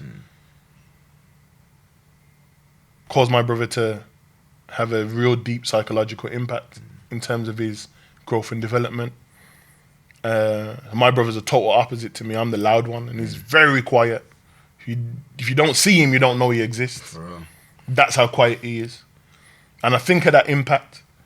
So imagine that same psychological impact of a man like me, loud, alpha male, masculine. I can see why many of our young people are quite violent. Most definitely. Because they're yearning to have something that they're not sure what they were supposed to get. And despite the fact that my dad is his dad, he still has that question in the back of his head, but what about my dad? My dad, yeah. Does that make sense? And I think when I ask that question to a lot of our young men in our community, tell me about your dad, I'm always giving an aggressive response. Not my dad. Don't want to chat to my dad. Yeah. Why even mentioning my man? My man's a waste man. That's a demonstration of the psychological impact, but they can't explain it. So when I speak to young women, they'll say things like, I don't need a dad. I don't need... Same thing, my man's a waste man. My mum is my mum and my dad. I don't need no man. Yeah. And then you hear both sides of the spectrum, whether it's men and women. It's the same trauma. And it's the same trauma, but they just manage it in different ways. So where men, it's outward, expressive in terms of violent behavior or towards themselves. And women, it's about generally also linked to those things. So when you look at substance misuse, you look at alcoholism, you look at violence, you look at suicide, you look at self-harming, all of those particular issues, not just solely violence. When you do those kind of studies and start looking at, you know, what are some of the things that have been missing in terms of the lives of young men and women, you find that the psychological impact of absent fathers is a real major impact, and it's another thing that we don't look at. So it goes back to there's not one point and one reason to why our young men and young women do the things that they do in our society. Yeah, wow, that's well, that was a lot to take. That was a heavy one, but I completely get it, and because as I told you previously, like I replayed back my whole life. I replayed back my whole estate. I replayed back my whole area. I replayed back everyone's lives. And then I was able to figure it all out. And I realized as well that obviously from a spiritual standpoint, I realized that when you carry hate and deep burden inside, you're never truly happy. You're never truly free. And especially if you're carrying hate and a deep burden for someone who's a part of you, someone who helped create you, someone who was meant to give you an element of you so that you'd be able to navigate this world, that is torture. Yeah. But how do we deal with trauma like that? Do you see what I mean? There's multiple ways to deal with the trauma. And I'm not a trauma specialist, by the way. But I think it starts with owning up to the things that we've done wrong. You know, we need to, as a community, we need to go through a process of healing. You know, we're still victims of a wider system, you know, and part of that wider system is historic. It's intergenerational. You know, things that have been passed down to us that we now believe that is part of our culture. That's not part of our culture. You know, we talk about this notion that, you know, many people from Caribbean or African communities are fatherless. But how's that come from? How is it that we've kind of adopted this kind of stereotype that, and we spread it amongst ourselves as well. We spread it amongst ourselves that we actually believe that. But historically, we wasn't like that. So what happened? But then we have to start talking about what happened when we came to these countries and what happened in terms of policy. See, going back to the point again, we're victims of a wider system. So if that system has created an environment for us to behave in this particular way, we need to start reanalyzing what those things are about and how that's impacted and contributed to the things that we've done. Because I come from a Caribbean community, and I know that when my great-great-grandparents and my grandparents came here, they didn't come here as criminals. They all came here with trades. They come here to rebuild Great Britain. They were skilled people. But then they also recognize and understand that when they also came, they weren't allowed to all come together as a family unit. So we already came, yes, we had skills, we had trade, we had something to give, but we came dysfunctional. Dysfunctional in the sense that daughter could come, but two brothers had to stay. Just you and dad were here for like 6 years. Then mommy can come, and then another sister and a brother can come later. And in those particular contexts, what was then happening, you and I know that relationships were formed whilst people were here. 100%. So then mum then comes, and then it's a madness. She has to go by herself now. And then these are the things that was happening. And then social policy kicked in that we can give you benefits. Especially if there's we can help you out, but if there's no man, you can get the benefits. So that created a new culture within communities, predominantly poor communities, predominantly communities where there was people of color that said, you know what, you gotta, if you're at home and you're single, you don't need no man. And that reinforces the wider trap that I'm mentioning. So when we're talking about aspects of violence, we need to understand that there's a deeper trap that we're all victim of. And those of us that know about that deeper trap, it's upon us to shape those narratives. So that's why I respect the work that you're doing, because it's upon us to teach those narratives. Most definitely. What is it that's in our family? So for me, it's important that a man should be in his child's life. It's a disrespect if you're not in your child's life. 100%. It's a big disrespect. 100%. You're not to the point where I don't even want to roll with you if that's not what you're on, because that's the mentality that we're supposed to have as men. You can't be my brethren and you don't check for your youths. You can't be a man that's saying he's got peer gal and you don't check for your youths, and you're going to check gal more than you're going to check for youths. I don't rate that. I don't rate that. I don't rate that at all. So for me, it's about, we need to understand what men are. We need to start going back to the roots of, because then when we understand what men are and the role of men in our society, we'll start doing things that men are supposed to do, 100%. Like take care of our children. So if that means that at the time where I need to pick up your son because you're at work between 4 and 6, I'm going to go grab you. Because what's the point of me picking up my son and your son's got to walk home? And we both live round the corner from each other. You know what? You can jump in the car too. Because that's the difference between my son being good and your son walking up the road with a man then, because he's worried about some next man that's going to come from a next block or a next ends and ask him that same question, where you from? So why am I going to put your son in that same scenario, even though we might not even know each other like that? But it's the fact that we're from the same community. That's the village mentality that's gone. And it's been destroyed, not just because of governmental policy and social policy. It's also because we've now believed in the madness, that we believe that, you know what, I don't even want to chat to man no, I don't really trust him. But where's that come from? That's also historical. Because if I can make you believe that you can't trust the man up the road because of religion, because of belief, because of what you're on and what I'm not on, as long as all of that distrust, again, the distraction is there, we're not going to do the things that we're going to do. I don't care what you believe. Our mission is, we're trying to safeguard our kids.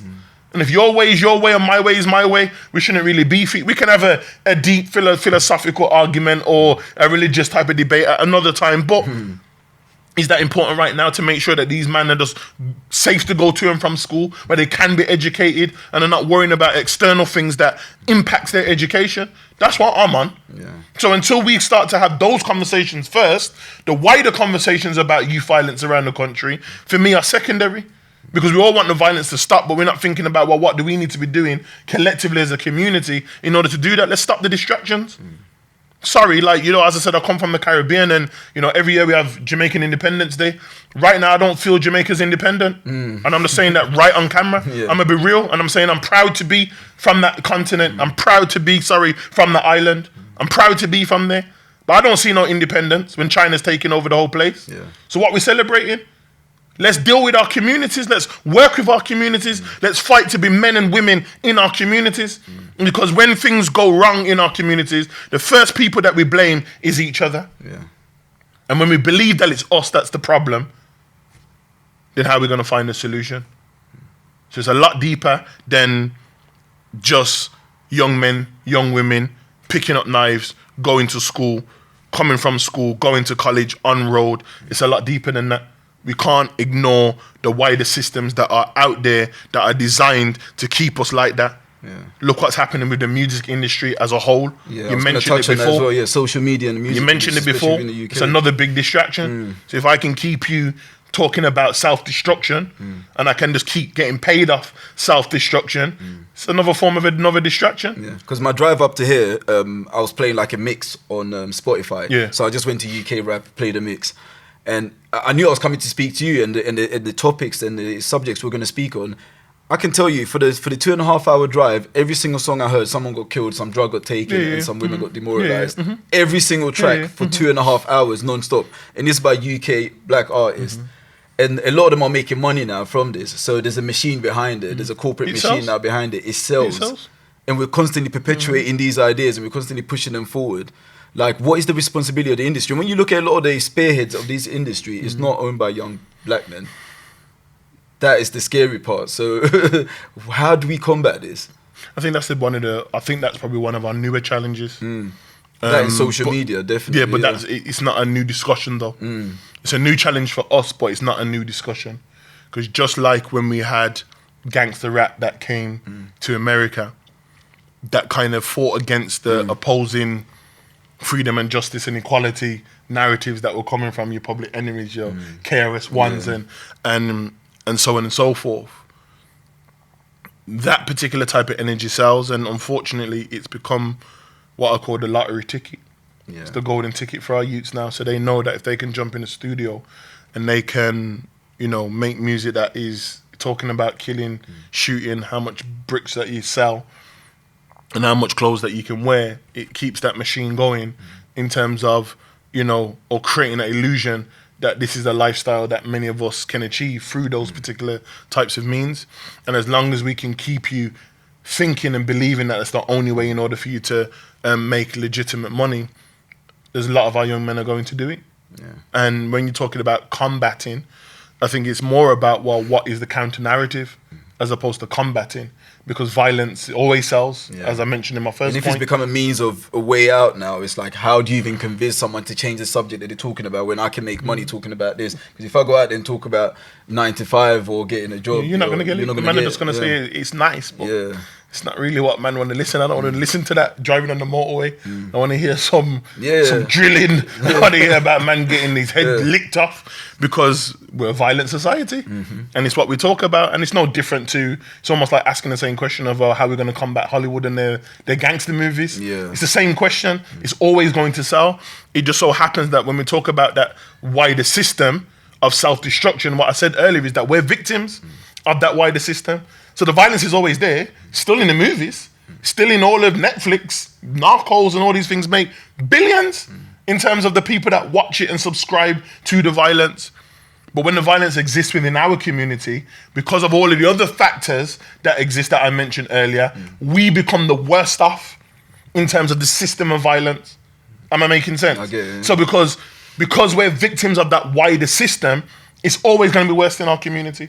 Because remember, white people in other communities are also reading and watching and observing the violent music. But in their context, they've got services, they've got resources, they've got opportunities. They don't live on a poverty line in most cases.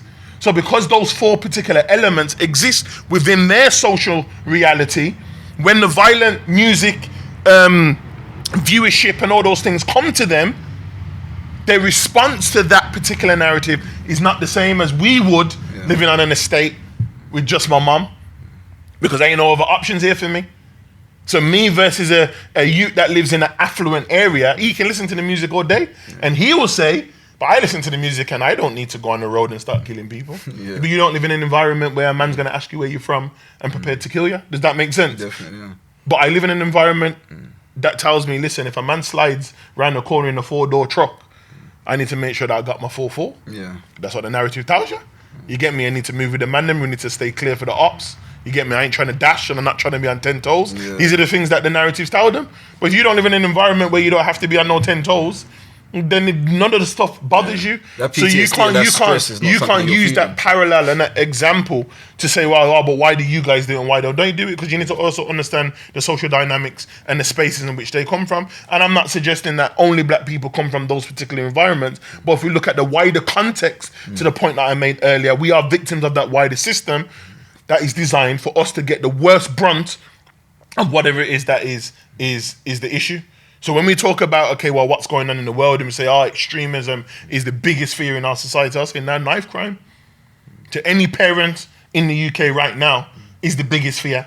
I'm not worrying about anything getting blown up right now in Birmingham. I'm worried about, are my nieces, my nephews, my cousins and my family, are they good in their community? That's what I'm worried about.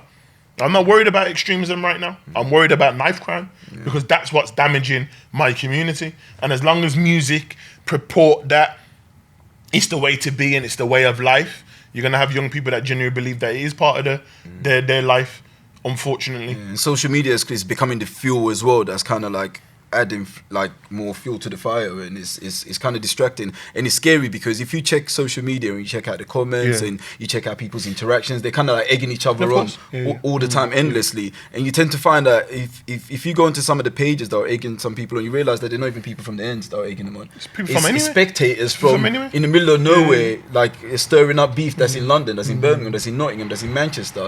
And that to me is scary, that these spectators that have got no association, they're not going to be affected by it, are able to easily just like add fuel to the fire just like that. And I think it's important, and I think one of the papers that I wrote last year that looked at the role of drill music, part of the chapter I was talking about was the amplification of violence and the audience. And so one of the things that we don't look at, and I'm glad you've mentioned this, is the role of the audience. And it's almost like spectator culture, you know, is because it's exciting. Remember, violence is exciting. So if violence is exciting, I'm gonna go live, and now I've got platforms that allow me to tell you what to do now in real time. So you come in Instagram live, and I'll be like, "Yo, Francis, box my man in his face." You get me? Slap him in his face, and then you'll have a man from Huddersfield saying, "Yeah, Francis, punch him in his face," and then you'll have a man from Liverpool saying, "Yeah," or "Who are you waste man?" Then there's some argument taking place there, and an individual that is behind the camera is engaging to that in real time. But then that also shows me there's a deeper conversation that also takes place as the role of social media. And part of my research in my PhD, I'm talking about the role of social media, nihilism and narcissism, in this idea that social media by default is creating a narcissistic culture, in this idea that I want everybody to look at me, look what I've got, look at the things that I have. Because if I'm in a state of, you know what, poverty and acute poverty, and I know that life's not great for me, but I can show you some Dior shoes, and I can show you like a Dior t-shirt or a Fendi top. That's gonna make you look at me. I'm gonna get likes from that. It's gonna boost my self-esteem. It's gonna shape my ego. Even though it's a false reality, it's still gonna shape me in the way in which I want to be. And then when you have an individual that disrespects that, then you got that nihilistic idea of it's just about destruction. But I argue that most people live in destructive environments anyway.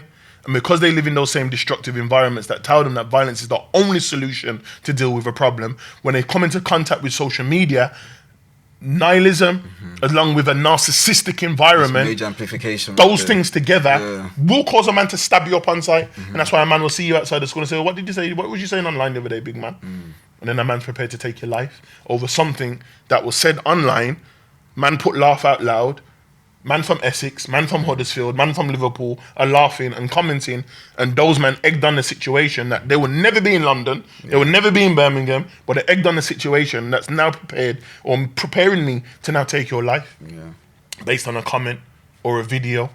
And then now we have this idea about narcissistic behaviors with nihilistic traits that a lot of our young men and young women possess.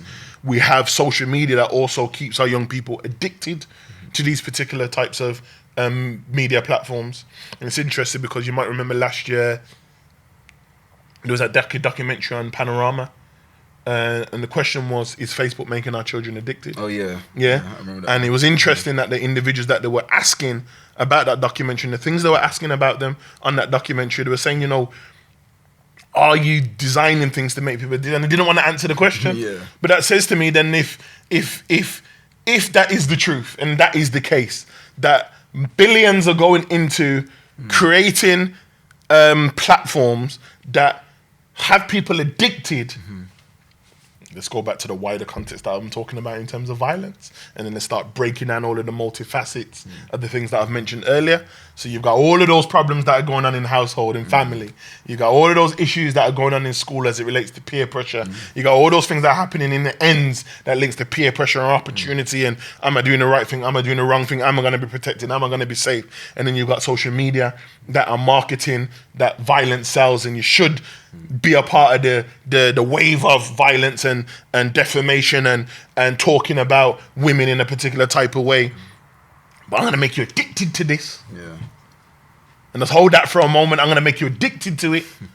I'm going to make you addicted to violence. I'm going to make you addicted to drugs. I'm going to make you addicted to sex. I'm going to make you addicted to all of that as a wider distraction.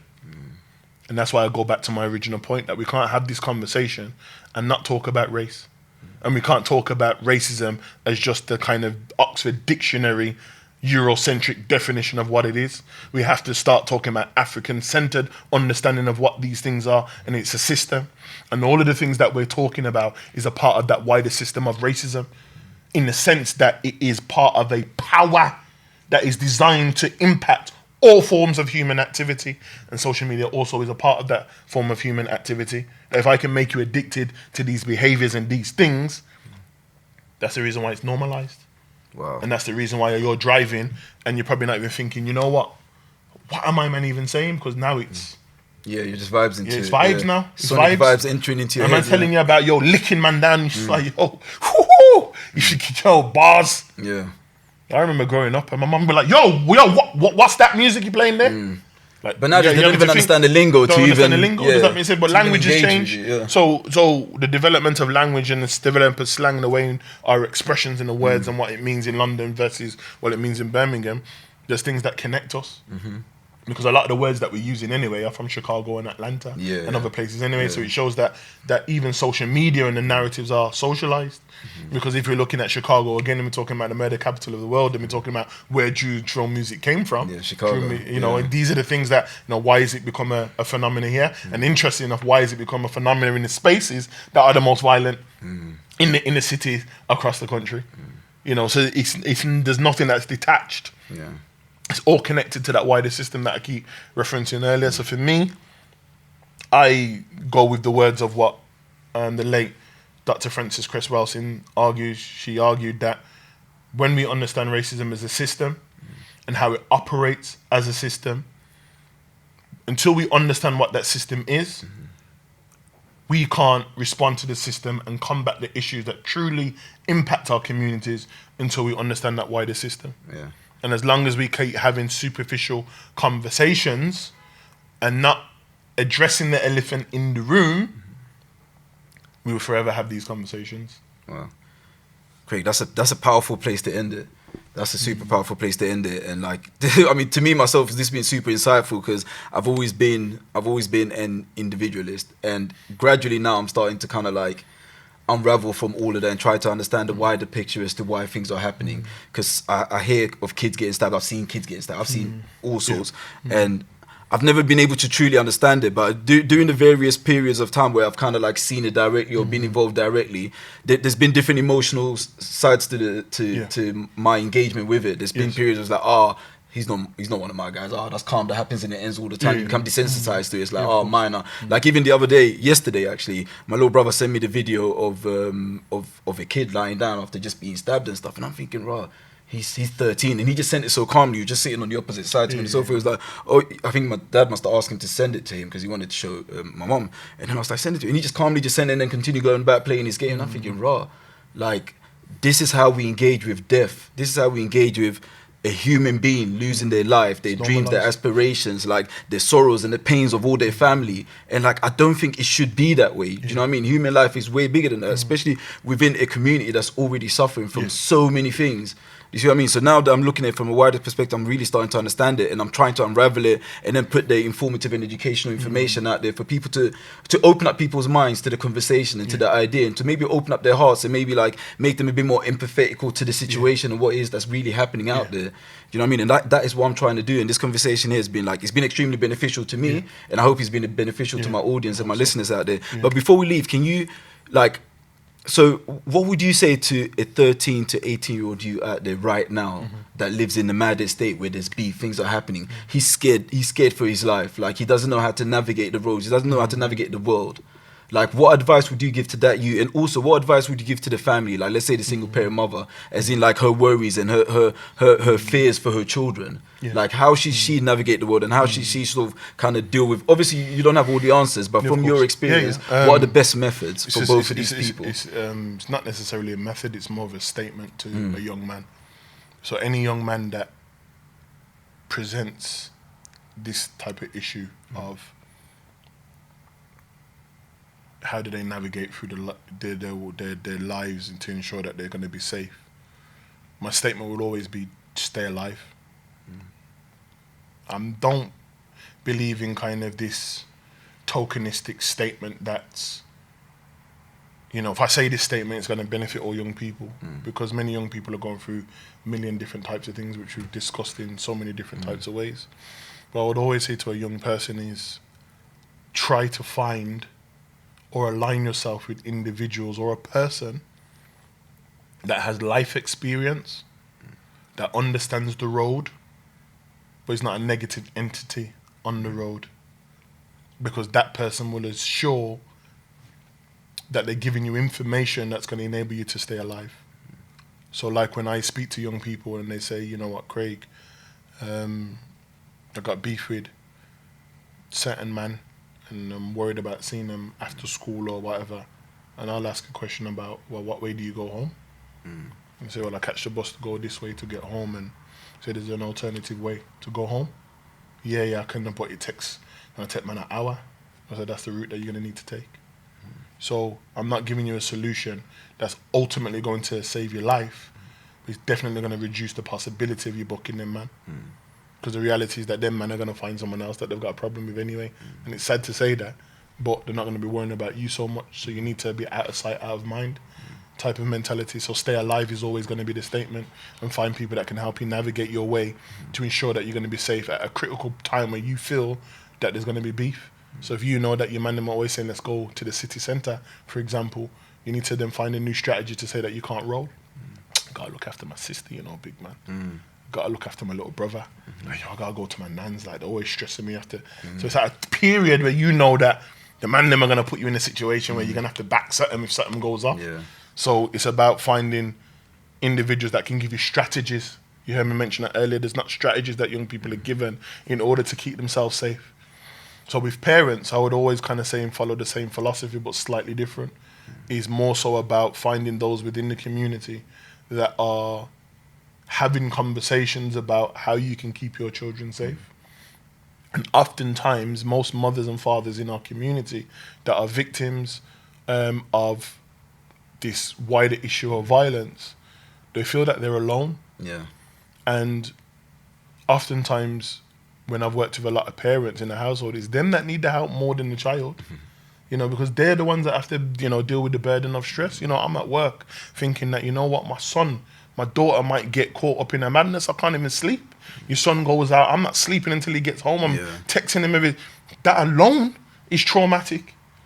To the fear and anxiety that our children also possess, a lot of our parents also hold that burden as well.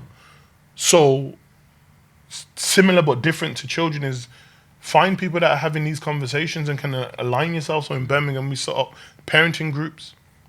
So for those of us, or for those that are watching this now, if you have a space, you know, whether that's in a religious institution, in a school, or in a community centre, whatever, create a space, I don't know, one day, every couple of weeks, fortnightly, once a month, where parents can come together and talk about their issues and concerns. And then use that space to bring external organisations in, voluntary organisations, and say, you know what, you know, we work in the area, can we help, can we support?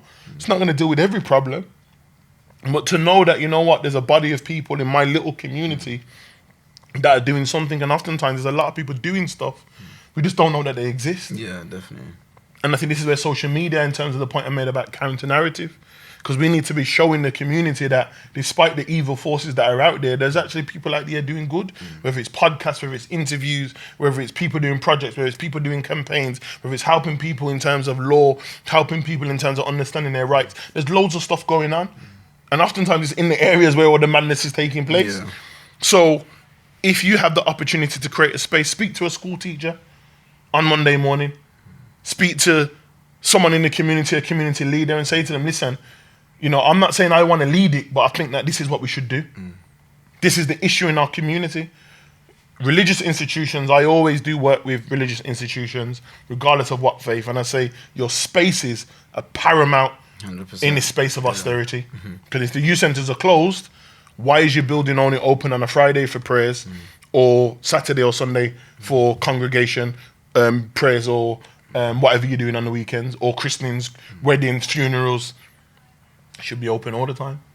And I know that in most of those congregations, there's going to be a youth worker, there's going to be a social worker, 100%. There's going to be a family worker, there's going to be a psychologist, there's going to be a counsellor, there's going to be someone that can really engage with all of the issues. And I'm not saying that they must have an extended job on top of their jobs, but can you contribute something to somebody in that institution where you can run a space between 4 and 6, you can run a space between 6 and 9, 1 day a week, 2 days a week. So parents can ask those questions, say, what can we do with our young people? And you'll find that when you start to proactively have those conversations with members of your community, because you're not alone, you know, if you live on a estate, you're a part of a community, and they're going to be connected to other elements of the community. And it's about how do we utilize our spaces more effectively. So that would be the advice that I would give to any parent that's essentially doing that, as opposed to us looking at one individual, thinking that one individual can solve the wider problem of what we're talking about.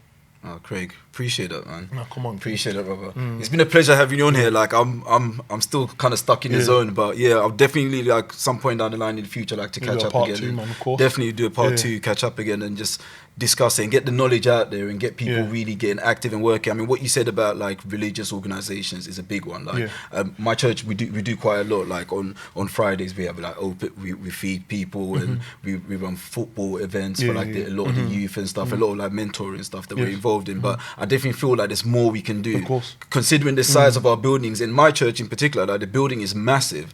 There's so much more that we can do in terms of opening up for the wider community. Yeah, we're opening up for the people within the church, but then sometimes wider extend community, of course. wider community, because at the end of the day, if you're just protecting your kids, like who's to say that the kids outside of the community are going to I think even deeper, a lot of the people from the congregation's children are involved in madness. Oh yeah, 100%. But they may not come to the church. Yeah, 100%. Does that make sense? So again, if there was an announcement that on Thursdays or on Sunday afternoons, for example, we've got a counsellor in the building that's going to give their time for about an hour and a half, you know, to talk to people about issues. You'd be surprised how many people start coming forward. Definitely. Does that make sense? So because a lot of religious organisations, we understand charity from the perspective of food. Yeah, so we do a lot of charity banks and stuff, and all commendable work. We food banks and we do loads of these types of things, feeding people, feeding the homeless. But what about poverty of the mind? Our children are poor mentally. So if our children are poor mentally, we need to be doing things that engage with young people and their mentality, because we need to be changing their mindsets and we need to be finding ways to change with their mindsets. So sport is always a good tool, but it can't just be football. It needs to be football plus an educational process that goes with that as well. So a lot of the work that we do up here is that many of the organizations that I support, and they do brilliant work, they do a sporting activity, but then it's followed up by something that is educational as well. So that's kind of the token that you can play the football and you're gonna have the pieces, but you gotta take something as well. So it's that constant process around assistance. So it's not just one particular thing that we're doing, and I think that most particular organizations can really implement that, you know. And I think that, you know, it's not just about spiritual upliftment, it's also about engaging with young people where they're at. It's also about engaging with young people in terms of the current trends and the contemporary issues that they're faced with. Because telling me about spiritual enlightenment is brilliant for my soul, but the reality is I've still got to go to school and the man them want to knock me out. So you need to be giving me information that's going to help me to navigate. So then that by doing that, we don't need to then have these superficial statements of saying, well, what would you do? Or what would you tell a 13-year-old that's going through that problem, because he's getting it every single day. He's having options. That's what our young men need. They need options. That's what our young women need. They need options. And the more options that you can have is going to help. I have options. If I'm presenting with an issue in my life, I have options. But a man that don't have options and his only option is to do madness, he's going to end up doing. He's going to do madness. He's going to do madness if I can't manage my emotions. And a man saying, yo, a man's just disrespecting me online, or a man's disrespecting me on the road. I don't have any other option. So the option that's always available to me is I need to mash my man up. But if the other option is mediation, if the other option is, you know what, let's sit down and talk. If the other option is, you know what, allow it.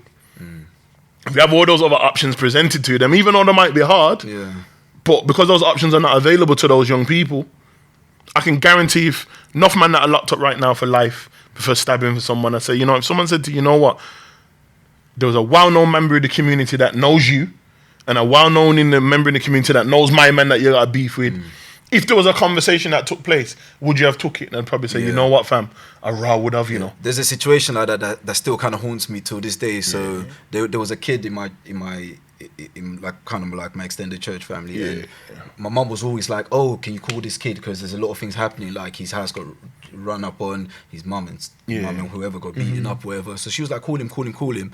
But I really tried. I tried to call him several times. I wasn't getting through to him. And then the odd time where you answer my message, he wasn't really following up with any other further answers. And then a couple of weeks after, I heard he got nicked. He's in prison now for an M charge. And I still kind of beat myself up about it a little bit, because initially I was like, oh, if I only tried harder, if I only done this, I would have got through to him and managed to change him. But the thing is, his situation was so deep and so dark that there was possibly nothing I could have done. But at the time, I thought maybe, perhaps if I would have had a little word with him, maybe. You just never know. He wouldn't have gone and retaliated, or he wouldn't have been part of that group that went and retaliated and now got him caught up in whatever case they got caught up in. And it kind of puts me in a position now where I feel like anytime I'm presented with something, I want to jump on it, but at the same time, I'm only one man and there's only so much I can do. Yeah, of course. And that's why I feel like that doing a podcast, I'm able to try and turn heads without necessarily trying to be everywhere. Because if I try to be everywhere on an individual level, it's very difficult. So more people that are doing stuff out in the community should step up and be heard and be out there, like get their social media out there, show that there's positive people doing stuff that look like you out there. Do you know what I mean? It's not all of us that are trappers. That's the counter narrative. That's the counter narrative that needs to be heard. Like you're a researcher doing PhD and so forth. Like how many people expect a guy with a beard like you, henching that coming from the ends, doing a PhD and giving out lectures to masses of people? Do you see what I mean? That counter narrative is needed, and it's super helpful for the community, and that's why I'm encouraging and spurring more people on to do so, and that's what I'm trying to do. And a lot of it comes from feeling that sense of like, oh, I could have potentially done something in that situation.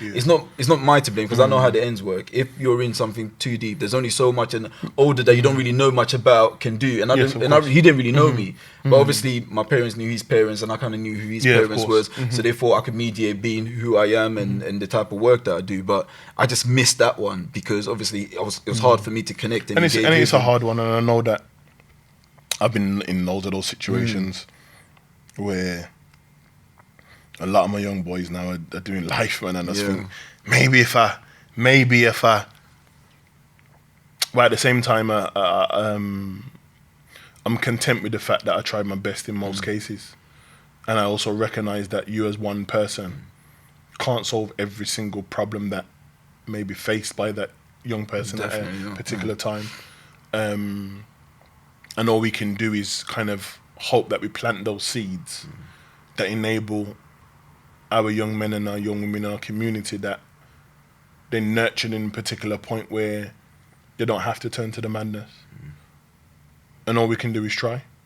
So, you know, when I talk about preserving lives of young people, even if I can just save one, I'm good.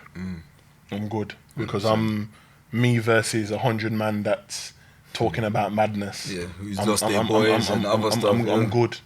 You know, and I think that shouldn't be a burden that we all hold on as well. So I would say that, you know, that maybe will always be there, and there'll be probably another 30 cases of the maybe.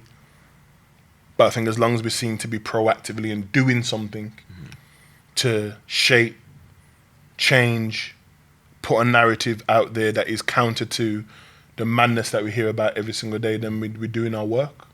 You know, because it takes a lot for us to do what we're doing. You know, and a lot of people think you can just jump up and put camera on and do the work that you do. I can just stand in front of a group of people and do that. No, it's hard, man, because when you have to deal with, you know, the real nitty gritty stuff that sometimes off camera, you know, is the real challenge, and not a lot of people are willing to do it. But yet you have communities and people in communities that will tell you that you're not doing enough, yet they don't do nothing. So keep up the work, man. You know, I'm very humble and I'm thankful that you've allowed me to have this opportunity. And I hope that those that are watching this today are inspired, motivated, might even enable you to think differently to the context of violence, knife crime, murder in our communities, and also how potentially we can respond to this issue, but also to get us to ask critical questions to ourselves about, well, what do we need to be doing as a community? And for me, one of my narratives is that we need to stop being distracted, because I don't get distracted no more. You know, I used to be all up in the clubs and all up in the places that I don't get distracted no more, because I need to focus on that work. I need to focus on the purpose. And you find that those that stay focused, that stay proactive, that stay woke, truly, you find that they always have effective ways about them in engaging in whatever it is that they decide to do. Because the passion, the knowledge, the lack of distractions enables you to stay focused. And you look at anybody in the society that has done anything phenomenal, they haven't been distracted. And I think as long as that we as an entity because I'm not an individual, I'm part of a wider entity. As long as we're distracted as an entity, we're going to forever keep having the same conversations that we've been having for the last 10 years. Yeah. Powerful stuff. Craig, it's been a pleasure. Come on, King. It's been a pleasure. Ooh, now that was some deep, amazing stuff.